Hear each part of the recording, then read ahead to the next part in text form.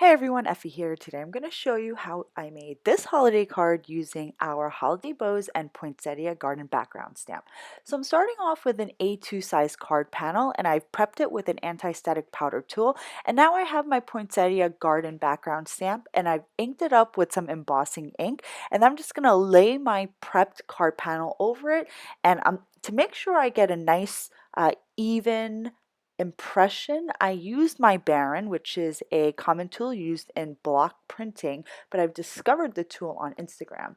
So I've gone ahead and stamped my card panel, and then I just poured on some gold glitter embossing powder.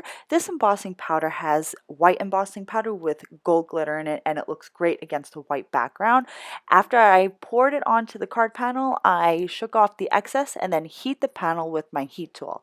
Then I'm going to die cut this panel using the second largest die in our double stitched square die set.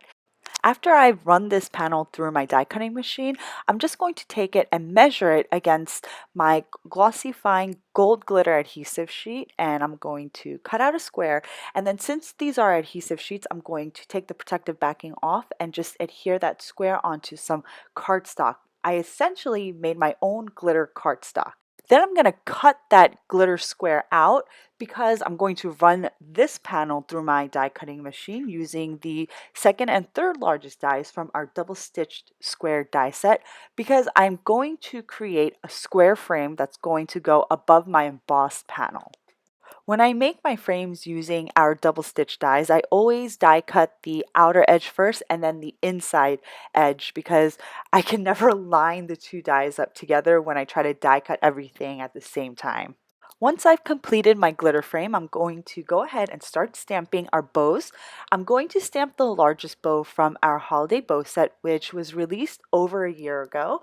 It's a two-step layering set which comes with a color printed guide. So the way you're going to layer is you have to locate that polygon within that first solid image, and you want to make sure that the point on that polygon is facing your bottom right hand corner when you stamp it. I'm going to go ahead and stamp that first layer in our soft garnet dye ink.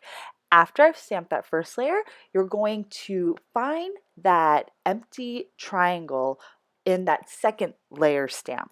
So after you've located that empty triangle, you're going to stamp it within this point that is kind of directly under the polygon that we've identified earlier. And I'm stamping this layer in our red Sangria hybrid ink, and it complements that soft garnet dye ink so well. And after you've stamped the two layers, you get this really gorgeous three-dimensional looking bow. Then I'm going to take the coordinating die and die cut this bow. You can make a bunch of these before the holidays and use them on your actual gifts. They don't necessarily have to be used on your cards.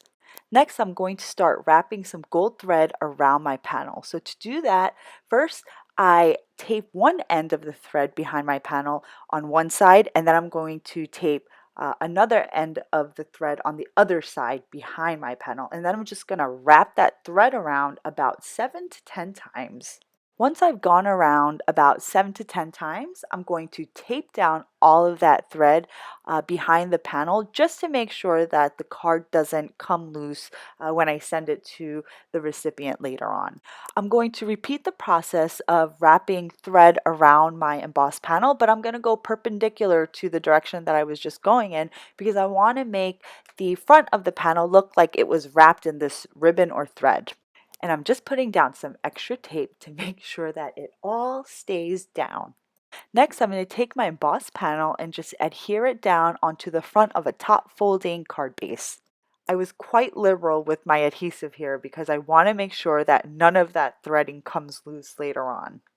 Next, I'm going to prepare my sentiment tag. I'm using the Merry Christmas from our Christmas Poinsettia set. It's our mini stamp that was released in our fall 2016 release. It was an incentive stamp, but it is now available in our shop. I stamped the sentiment in our red Sangria ink and then fussy cut that sentiment panel.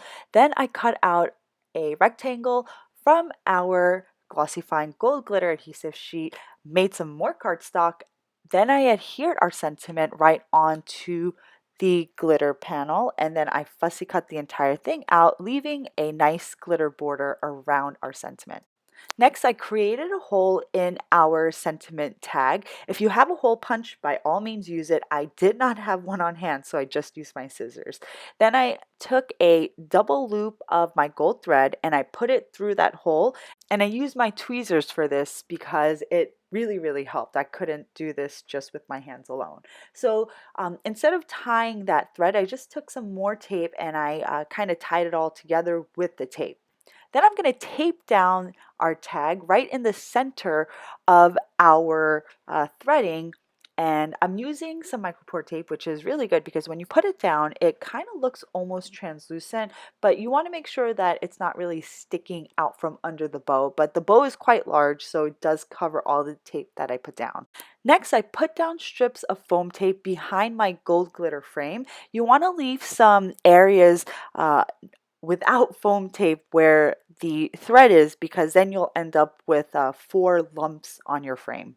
After I adhered my frame onto my embossed panel, I'm just going to take some additional foam tape and I'm going to put a double layer behind where the bow is going to be because I want that bow to be popped up just a little for some dimension on my card. After I adhere down my bow onto my card base, I'm going to finish off my project by adhering down some gold matte sequins. We have these sequins in a mixed package and in individual sizes, and I thought that the matte gold looked really nice against our glitter. The card is now complete. I hope you guys enjoyed today's video. I wanted to create a card that looked like a gift wrap present, and I think I've achieved that look with a nice subtle glittery background with a pop of color. So thanks for watching, guys. I'll see you next time.